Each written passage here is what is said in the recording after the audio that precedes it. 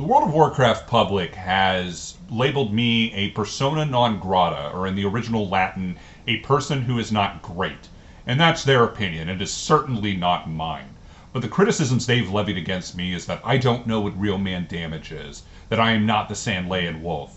And they've asked, what will happen if you can never make another real man damage video again? To which I say, I guess we'll never know. We're in the crucible of Carnage and the liberation of Undermine. The way this fight works is that it is a 10v10 fight. A lot of fights in the raids are more like, oh, we're going to have 20 people and we're going to work together. But this fight is different. This fight is about showing the 10 other people in your raid that you are better than them, that you dress better than them, that you smell better than them, that you're bitch better than them, that you stack paper to the ceiling, and that you ride around on 24-inch chrome. Everything you do is correct. So even if you happen to get fucking hit in the head with a beam, that is sexy. If their side did it, they would be stupid, illiterate bozos. But if your side does it, it's absolutely correct. It is the correct thing to do. It is moral, and it's fine. Doubters will say that fucking dying on this fight is bad. I disagree. Anything that your side does is correct. Anything that their side does is wrong. And if anybody thinks that that's incorrect, then you have just lost in the marketplace of ideas. You need to beat people into submission and let them know that your ideas are correct. And that is the quintessential part of real man damage. It is not using your words to educate people. It's letting your fucking damage speak for you. It's, if you can just beat the fuck out of everybody, what are they going to say to you? Nothing. Might makes right. And so what we're going to do is we hold all of our cooldowns for these people because we just want to beat as many people as possible. And it's really important that you pray. This expansion is kind of all about faith and it's all about prayer. And you're praying to Blizzard that you get your 4-set proc when you have Dancing Rune Weapon up. If you can get your 4-set to proc when you have Dancing Rune Weapon up, you will get a rank 1. If you can't, you will be out by the fucking dumpsters. And so, how do we counteract this? How do we rig the odds in our favor? How do we go to Vegas and count the cards? Well, the way our 4-set works is we want to take as much damage as possible. So what I'm doing right now is I'm doing pussy shit. I'm bouncing around. I'm not taking damage. Somehow I still managed to proc my 4-set. But what you want to do is you just want to take as many instances of damage as possible. I have a weapon that kills myself so I can proc this fucking thing. This fight is all people are saying, oh man, but the DPS gain of all of this shit is like bad. Oh, you shouldn't use this weapon. You should use these 2 other things because it sims better. But what people don't know is that it's not about getting an average. It's about fucking hitting it big, bro. A lot of people quit before they make a lot of money.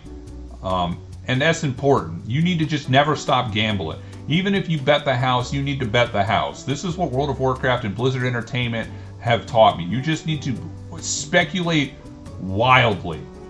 And then you need to bet the fucking house. And if you lose it all, you lose it all.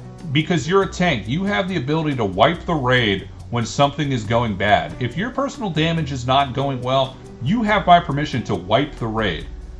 Now that everybody is back together, you want to just slap both of their asses. Why slap one ass when you could slap 2? That's why people like twins. They're like, damn, they're sexy.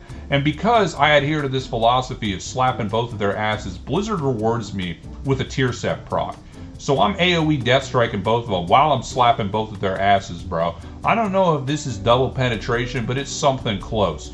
So I'm back here with my friend Flernado, and now I'm recovering, man. Sometimes after you exert yourself, you gotta have a Gatorade. You gotta get your electrolytes back, and that's what this is. I'm just chilling here getting my electrolytes back. It's important.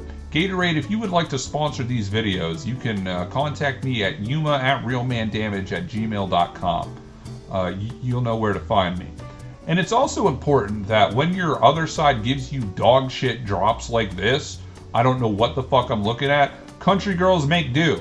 So you just gotta go and you just gotta figure it out. You just gotta game. If you gotta point the fucking beam at them, then do it. They're not gonna complain. And if you gotta kill them so that you can do damage, that's fine. Kill as many people as you need to. They're not real people. This is a video game. All of this is just in your head. Everything that we do is just in your head, so it's not real. Consequences are fake. Everything is permitted. Shout out Assassin's Creed.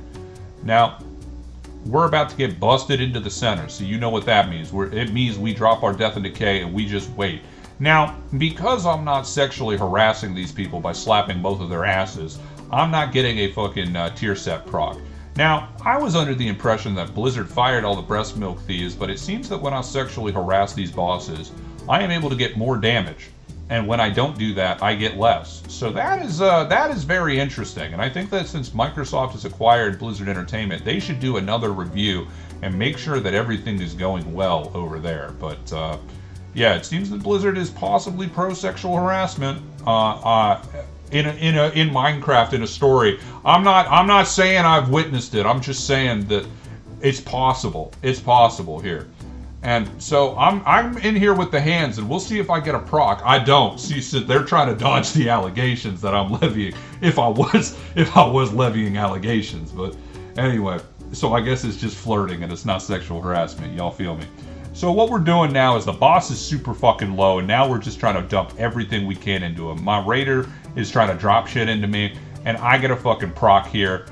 Because I've disavowed my comments that I've made in the part. I think Blizzard is a great company. I think it's cool that they don't have any workers and that AI make this game and that this game is a fucking gambling simulator.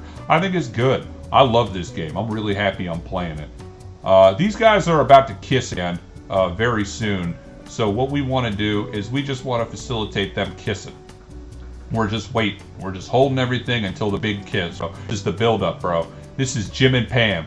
This is, Jerry Seinfeld and that girl from high school, man. This is star-crossed lovers, dog. We're just fucking beating them. We're just beating them to death, and we're hoping we get a proc. And we get a proc at the very end. These are the biggest death strikes. You're seeing 5 million death strike, 5 million death strike. AoE, man. We're busting on them. It's nasty. This is the nastiest bust of your life, and if you follow my principles of gambling, you too can do real man damage. I love all of you. It's good to be back. Real man damage. Yuma out.